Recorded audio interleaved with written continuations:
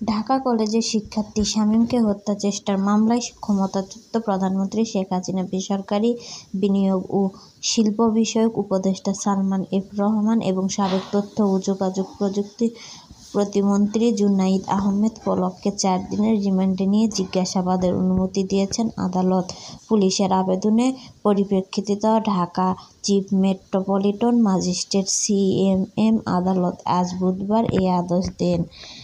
এর আগে new market থানা পুলিশ ও মামলায় গ্রেপ্তার সালমান এফ রহমান, জুনাইদ আহমেদ আদালতে হাজির করে 10 দিনের রিমান্ড নেওয়ার আবেদন জানায়।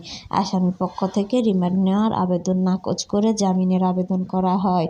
উভয় পক্ষের শুনানি নিয়ে আদালতে সালমান এফ রহমান এবং জুনাইদ আহমেদকে 4 দিনের রিমান্ডে নিয়ে জিজ্ঞাসাবাদ করার অনুমতি দেন। গত 13 আগস্ট গ্রেপ্তার হন সালমান এফ রহমান।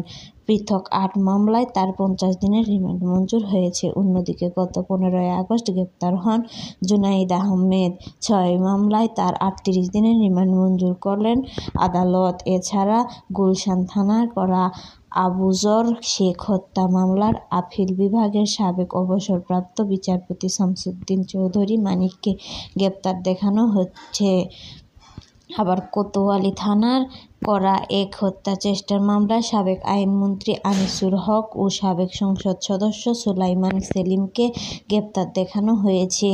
এর বাইরে আদাবর থানার একটি মামলায় সাবেক মন্ত্রী দীপু মনি ও কর্নেল ফারুক খান এবং সাবেক সংসদ সদস্য হাজী মোহাম্মদ সেলিমকে গ্রেপ্তার দেখানো হয়েছে। পুলিশ ও আদালত সংশ্লিষ্ট সূত্রগুলো বলেছে, সালমানের সহ অন্যদের একটি কড়া নিরাপত্তা কারাগার থেকে আদালতে হাজির করা হয়।